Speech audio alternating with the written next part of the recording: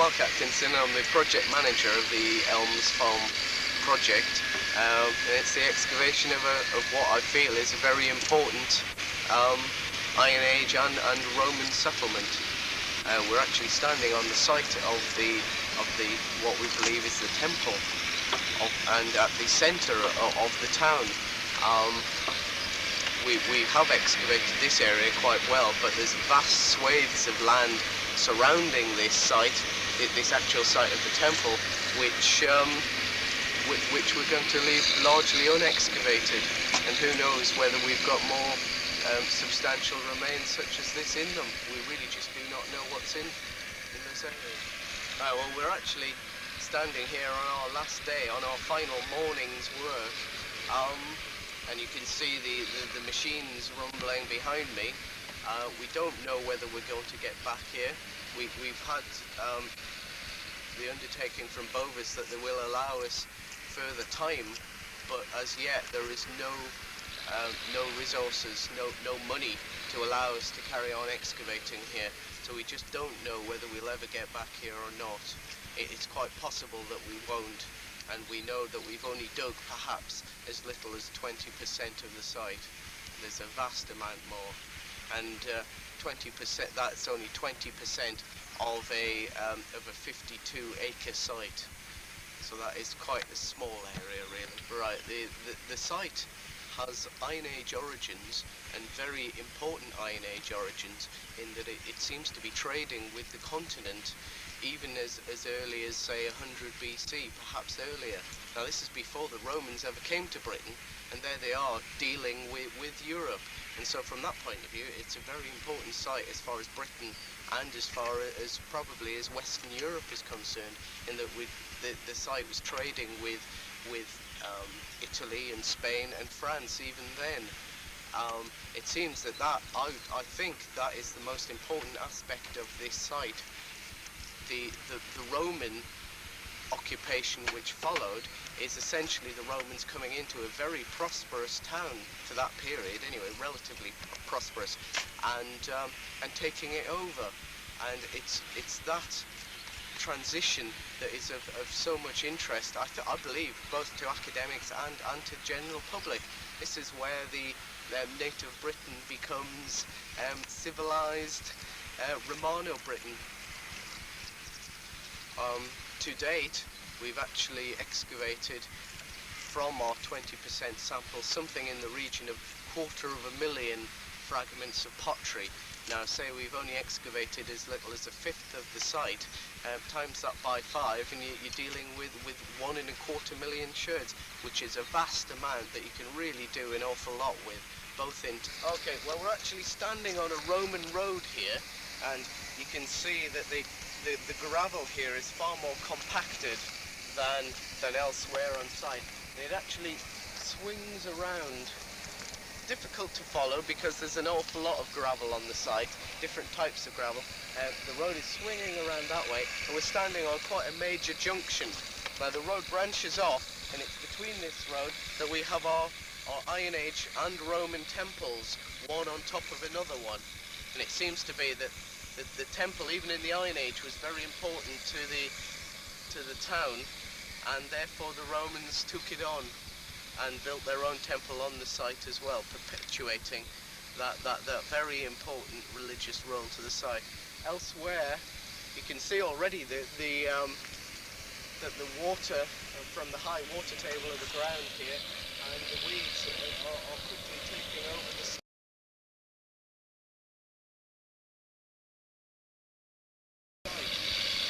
We have excavated a number of very well preserved wells, complete with their oak linings, over in these areas, and that is because the water table is so high that we're getting such a good preservation of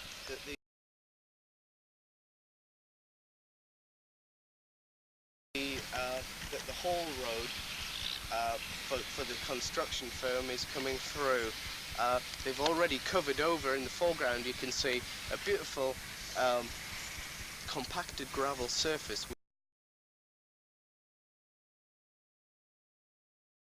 We believe is is very early Roman, perhaps late Iron Age, and we have evidence for buildings having taken off. It probably hasn't done too much damage at this stage.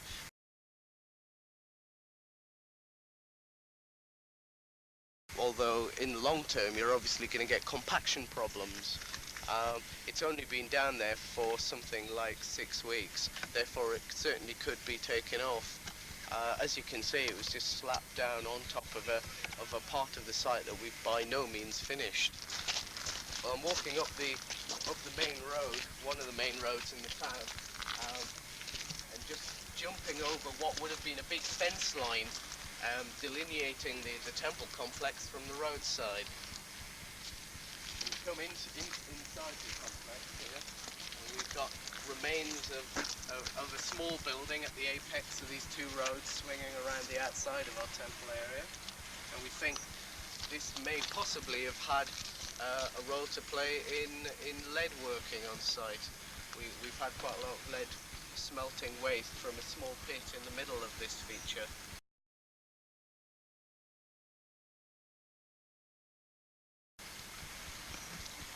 You can see the great depth of archaeology. It's quite unusual out in the countryside as we are to find a site with up to a metre of stratigraphy, of archaeological layers piled up over something like 500 years. We've got 500 years of history, all concentrated in this area, over such a large area as well. And that is one of the great important aspects of this site. It's far exceeded my expectations.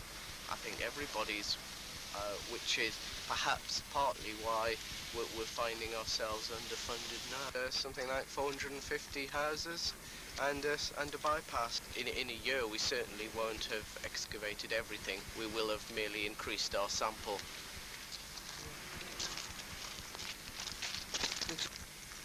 This area. Well, this is the area just directly behind our temple. Our temple is that slightly higher patch of gravel over there.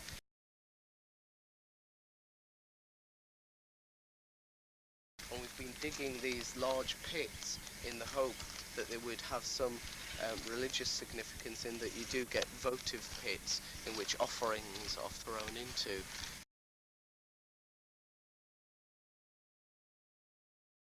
Now, sadly, these don't seem to have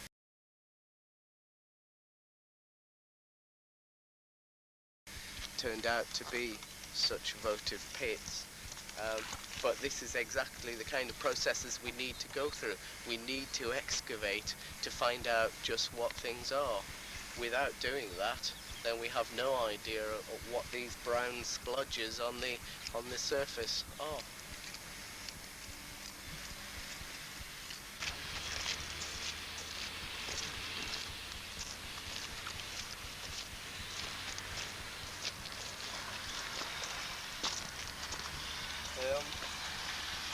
People along this stretch of the site are excavating a series of buildings which we think are associated with our temple.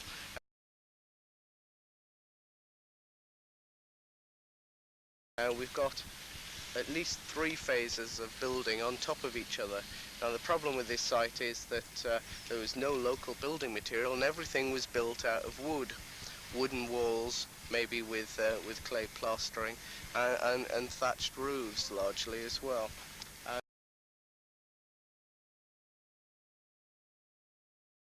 And so it is quite a difficult, lengthy process, but a very rewarding one given the time. You can see just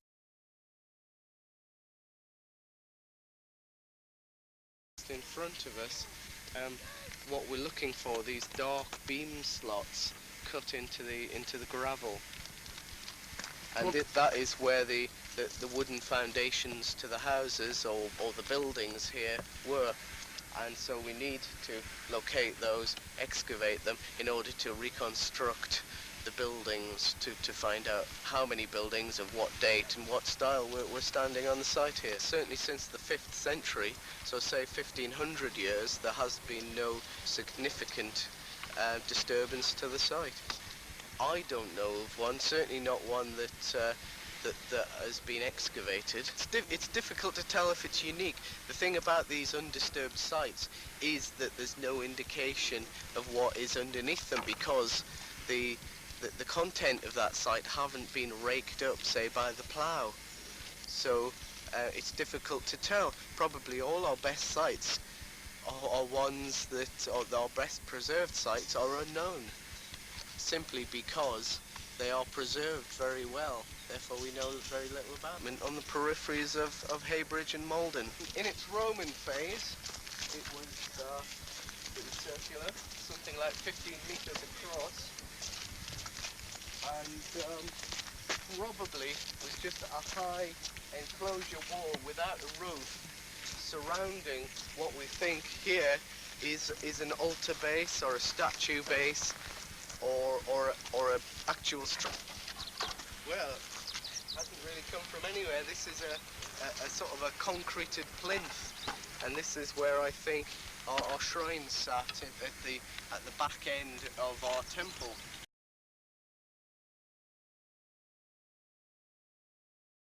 And as you can see, it's merely large, rounded, river-worn flints in a mortar matrix, just to bond it together.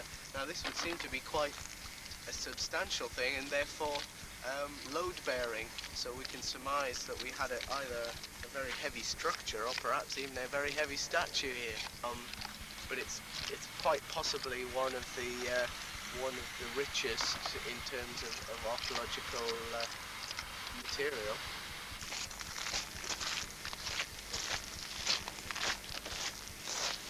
We're leaving the temple behind us, but we're still in our temple complex. And if you come up here, we've been looking in this area because we've got what for this site is a substantial structure.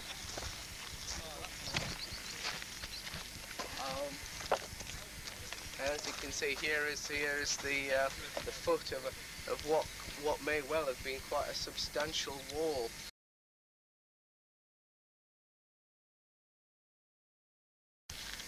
If you just pan around behind you and look in this hole, this is the footing for that wall, which is quite substantial. So we could have had quite a high wall. Sadly, on this side, it's been robbed out.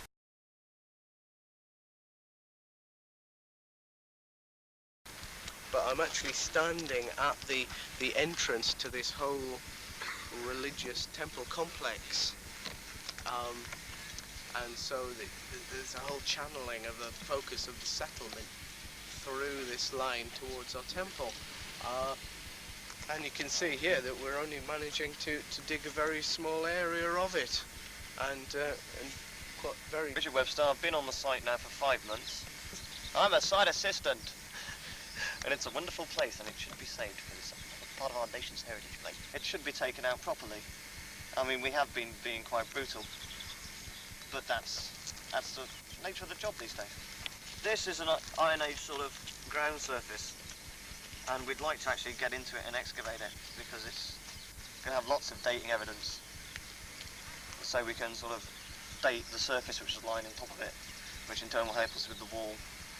But unfortunately, being the last day, we can't. We've got to get these records in shape in order so that people after us can actually put it all together and make some sense of it, rather than just putting holes all over the place. Not boring. It's there's always a low level of background interest, and then something exciting will come along. And it is exciting working out the relationship between all the soils and the surfaces, and reconstructing in your own mind and on your records a picture of the site and how it functions and how it may have existed. So it is very interesting. It's just done over a long period of time. Well, you can't really grade sites because everyone's different. I mean, some sites the social life's better, some sites the organisation is better, some sites the digging's better, the preservation's better, but everyone is unique. You can't really say it's the best. It's been a very interesting one. I came here because they give me a job, and it's more experience, I've not really got that much experience in Roman or Iron Age, and I'd like to know a bit more. And jobbing digger, I'd like to work. That's why I'm here. And we've been thrown in the deep end with the Roman and Iron Age around here. Yes, as you can see, the depth of the archaeology for a rural context is quite exceptional. It's a shame that we're not going to get all the way through even in this small patch, because we need entire sequences excavated really to make any real sense.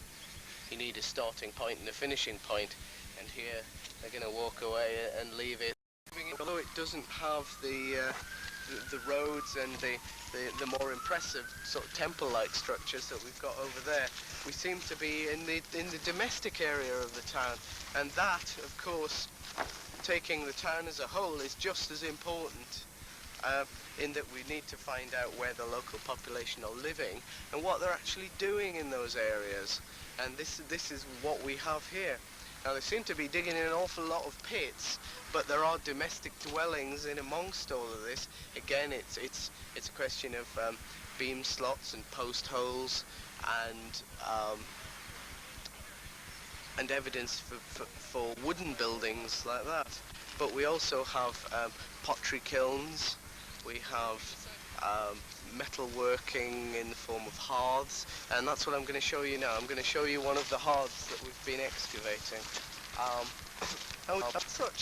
Such a huge amount of both sort of light industrial and domestic activity, which is what you would find in a Roman town of this nature. This is one of the more substantial features on our site, and the thing is that we only get substantial constructions like this where fire is being made. With wooden buildings, obviously, you need something fireproof to have your fire in. And if you walk around this way, Trevor here is the supervisor for this area, so he can probably tell you all about it. Would you like to tell us a bit about it, Trevor? Well, it's probably a corn drying oven is what we think, really. We're not entirely sure, but there are things that look similar that are put down as corn drying ovens.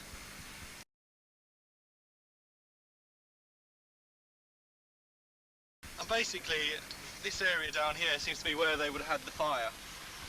And then there was another layer of sort of large tiles across the top, and that would have been where they would have put the corn, and they would have had sort of structure over it.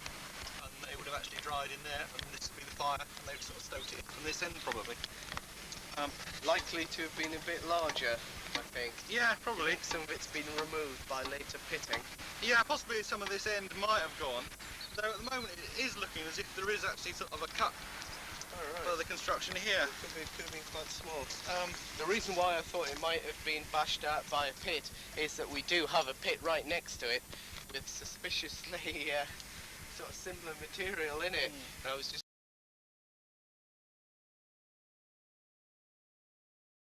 just wondering whether it was derived from this structure. And this is the kind of thought process, obviously, we go through as we excavate. We had no idea that any of this was here until we dug into what we felt was a pit there. Because there is quite a lot of tile that's missing from the top of this. This would have been sort of, sort of twice as high, if not more. But they're built very well. It's only sort of tiny little bits of mortar in between, and it's just reused bits of tile. But let's not draw the section, so I can draw a cross section through it, just to show how it was built. Because from the top you can't see that it's deeper in the middle than what it is on it, because it sort of comes along and then goes down and then goes back up again. Obviously, to understand these things we need to dismantle them. But during the course of that, we're actually going to get in a specialist in archaeomagnetic dating, and what that is well, it's the principle that the north direction at the time would have been frozen into the burnt clay at